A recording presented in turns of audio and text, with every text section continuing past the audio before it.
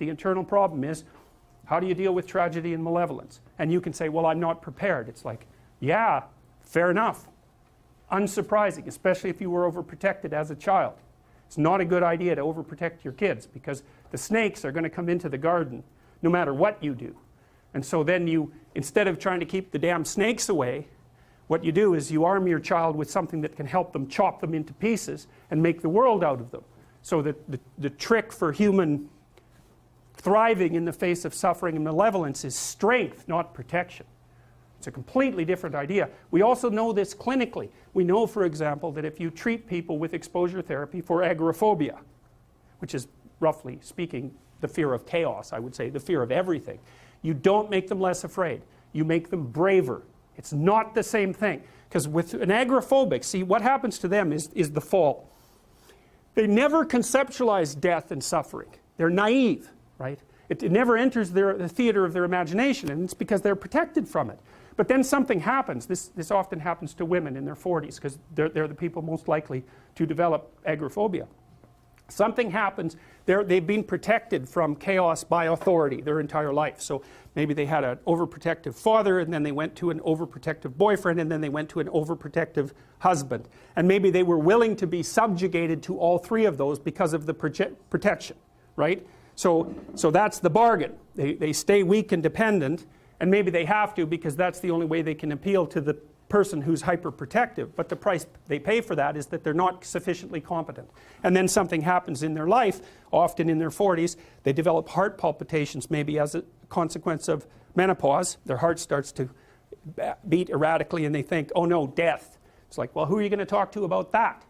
Right? There's no protection from authority for that. Or maybe their friend gets divorced, or maybe their sister dies, or something like that. It brings up the specter of mortality, and maybe the specter of malevolence and mortality, and it brings it up in a way that authority, recourse to authority, cannot solve.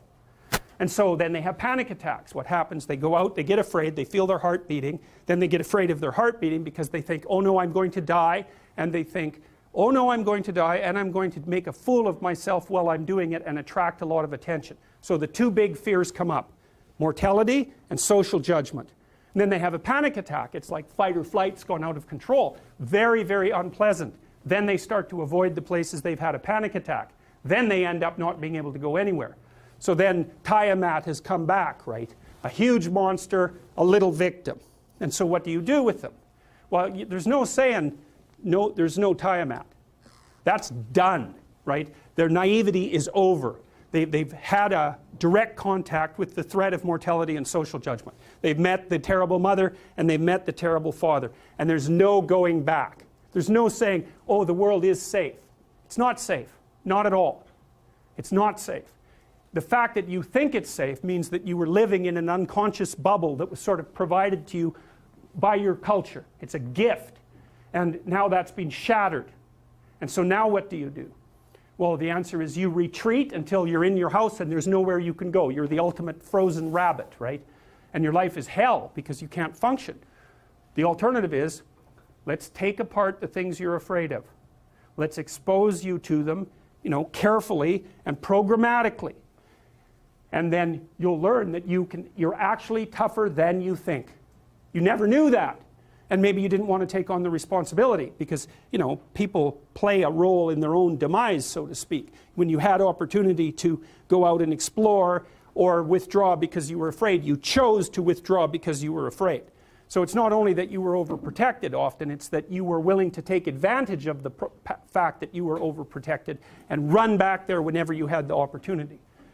So maybe you're a kid in the playground, right, and you're having some trouble with other kids, and in the back of your mind, I should deal with this myself, but you go and tell your mom and get her to intervene. And you know that that's not right. You know that you're breaking the social contract, but it's easier, and so that's what you do. You run off to an authority figure and hide behind the Great Father, right, roughly speaking. Well, the problem with that is you don't learn how to do it yourself. So then you have to relearn it painfully when you're 40. So then you take people out. You say, well, what are you afraid of? Rank it from 1 to 10. So 10 is, we'll make a list of 10 things you're afraid of. The thing you're least afraid of we'll call number 10. So we'll start with that. Okay, well, I'm afraid of elevators. Okay, well, let's look at a picture of an elevator. Let's have you imagine being in an elevator. Let's go out to an elevator and let you watch the terrible jaws of death open, because that's how you're responding to it symbolically, right? And you're going to do that at the closest proximity you can manage. You find out, you go do that, it works. You're nervous as hell, especially from an anticipatory perspective. Shaking. You go out, you stop, you watch it happen, and you actually calm down. You do that 10 times and it no longer bothers you.